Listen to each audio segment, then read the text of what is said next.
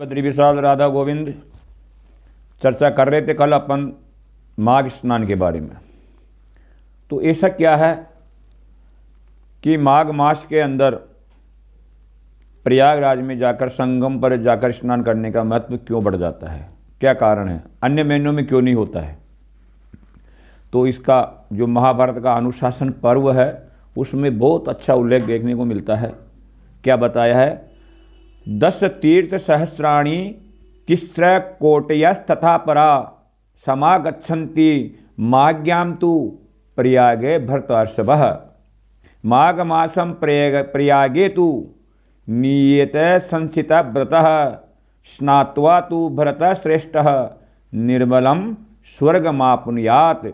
यानी अगर कोई व्यक्ति इस महीने में वहाँ जाकर के स्नान करता है तीर्थराज प्रयाग संगम पर, तो उसको स्वर्ग मिलने में कोई संशय नहीं है। अब स्वर्ग क्यों मिलता है, स्वर्ग मिलने का कारण क्या है। देखो, तीर्थराज प्रयाग में माघ महीने का स्नान का महत्व तो हो ही, लेकिन और ज़्यादा महत्व कब बढ़ जाता है, जब माघ मास की अमावस्या हो या सूर्य मकर राशि में आ चुका हो। स्नान तो चालू हो गए पूर्णिमा से अगली पूर्णिमा तक, लेकिन इस माघ में प्रयागराज में जाकर के स्नान करने का और ज़्यादा सहस्त्रों करोड़ों गुण ज़्यादा फल कब मिलता है, जब सूर्य मकर राशि में आ गया होगा। यानी सूर्य मकर राशि में आने पर, अमावस्या पर्व आ जाने पर अगर कोई व्यक्ति वहाँ जाकर के स्नान करता है तो निश्चय ही उसको यथोचित फल प्राप्त होता ही होता है, उसमें कोई संशय नहीं है। कारण क्या है, कारण यह है कि उस समय पर 3,10,000 तीर्थराज प्रयाग के अंदर आकर के समाहित हो जाते हैं। यानी समस्त भूमंडल पर जितने भी तीर्थ हैं वो सब तीर्थराज प्रयाग में आ जाते हैं, और उस तीर्थराज प्रयाग में आ जाने के कारण समस्त भूमंडल के जितने भी तीर्थ हैं उनके स्नान का फल उस व्यक्ति को मिलता है। इस कारण माघ मास के अंदर मकर संक्रांति का जब समावेश होता है, अमावस्या जब आ जाती है, तब इस स्नान का उतना बड़ा महत्व हो जाता है, क्योंकि इसका उल्लेख एक जगह और देखने को मिला है। रामायण इसका गवाह है। रामायण के अंदर देखने को मिला, क्या मिला है, माघ मकर गत रवि जब होई तीर्थ पति ही आवसद कोई। यानी जब सूर्य मकर राशि में आ जाता है तब तीर्थराज प्रयाग के अंदर यक्ष गंधर्व किन्नर राक्षस देवता ऋषि महर्षि सब वहाँ आकर के उस जल के स्नान करते हैं। और ये जब सब आकर के उस जल में स्नान करते हैं तो जल और पवित्र और निर्मल हो जाता है। और जब मनुष्य उन देवताओं के तीर्थों के ऋषि महर्षियों के स्नान के किए हुए जल में स्नान करते हैं तो उनके सब पाप धुल जाते हैं, ऐसा शास्त्र बताते हैं। साथ ही देव दनुज किन्नर नर श्रेणी सादर मज्जई सकल त्रिवेणी, ये साफ लिखा मज्जही, मज्जही मानी स्नान करना। यानी इस त्रिवेणी के अंदर संगम पर जब ये सब लोग आकर के स्नान कर लेते हैं तो गंगा का जल जो है वो और निर्मल हो जाता है, और निर्मल हो जाने के कारण वो पाप धोने में और ज़्यादा समर्थ हो जाता है, और ज़्यादा समर्थ हो जाने के कारण ही मनुष्य के सब पाप धो डालता है। इसलिए माघ महीने के अंदर जाकर के वहाँ स्नान करने का महत्व बताया गया है। साथ ही महाभारत के अनुशासन पर्व में भी मैंने देखा, और मत्स्य पुराण के अंदर एक चीज़ मेरे को देखने को मिली, वो क्या है, पुराणम बम ब्रह्म वयवर्तम यो दद्यान माघ मासी च पौर्णमास्याम शुभ दिने ब्रह्मलोके महीयते।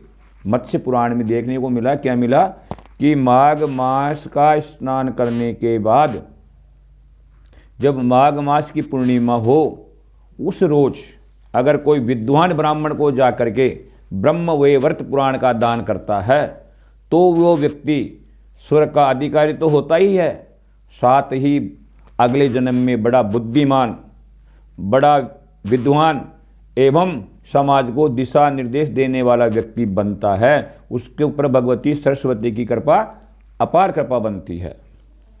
अगर कोई माघ मास के अंदर स्नान करने के बाद ब्रह्म वैवर्त पुराण का दान करता है किसी योग्य ब्राह्मण को, अब मैं योग्य ब्राह्मण को इसलिए बोल रहा हूं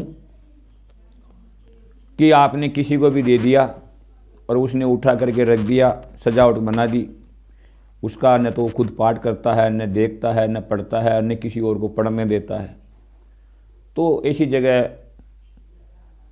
देने से कोई तात्पर्य नहीं रह जाता है। कोई भी वस्तु दान देने वाले को बड़ा सोच समझ के देना चाहिए। जिस चीज की आवश्यकता सामने वाले को हो उसको ही वो वस्तु प्रदान करें, अन्यथा किसी व्यक्ति के पास जो वस्तु आप देने जा रहे हैं वो पहले से ही उसके पास रखी हुई है या बहुत सारी पड़ी हुई है, तो उसके पास उस दान का कोई महत्व नहीं रह जाता है। तो योग्य व्यक्ति को, आवश्यकता वाले व्यक्ति को दान, कैसा भी, पुस्तक से तात्पर्य नहीं कह रहा हूं मैं, दान का मतलब कोई भी दान, छोटे से लेकर के बड़ा तक, खाने पीने की वस्तु से लेकर सब तक, जितना भी दान की देने की प्रक्रिया होती है उसके अंदर इस पैरामीटर को जरूर देखना चाहिए दान देने वाले को। साथ ही में अपन अन्य जगह चले गए और मैं आपसे चर्चा करना चाह रहा था, प्रयागराज के अंदर तो इसका महत्व है ही, लेकिन साथ में ही एक जगह और है भारतवर्ष के अंदर जहाँ पर स्नान करने से मकर संक्रांति पर उसका भी उतना ही महत्व बढ़ता है, उतना ही फल मिलता है। वो जगह है गंगा सागर। तो गंगा सागर के अंदर मकर संक्रांति की वेला पर जाकर के अगर कोई व्यक्ति स्नान करता है तो उसको जन्म जन्मांतर के पापों से विमुक्त होकर भगवान के परम पद का अधिकारी हो जाता है। क्यों हो जाता है, व्हाट इज रीजन, मैंने आपको बताया। प्रयाग में समस्त तीर्थ वगैरह आ जाते हैं, इस वजह से वो जल पवित्र हो जाता है, ज़्यादा निर्मल हो जाता है। तो गंगा सागर में ऐसा क्या है, गंगा सागर में इस रोज जब सूर्य मकर में प्रवेश कर रहा था और सूर्य उत्तरायण की ओर आ रहा था, इस समय पर ही भगवती गंगा ने सागर के पुत्रों का उद्धार किया था। देखो, गंगा दशमी को भगवती गंगा मैया जो है भूमंडल पर अवतरित हुई, भूमंडल पर, और जहां हिमालय में गंगा अवतरित हुई भगवान शिव जी के मस्तक पर, और वहां से गंगा धीरे धीरे भूमंडल पर आई और भूमंडल पर चलती चलती चलती किसके पीछे चल रही थी, भागीरथ के पीछे। भागीरथ वहां लेके जा रहे थे गंगा को जहां अपने पूर्वज की जो भस्म की ढेरियां रखी हुई थी, सागर के जो जितने 60,000 पुत्र थे ना, वो सब जल करके राख हो गए थे और उनके राख की ढेरियां बनी हुई थी। तो उनका उद्धार कराने के लिए भागीरथ आगे आगे चल रहे थे, पीछे पीछे गंगा चल रही थी।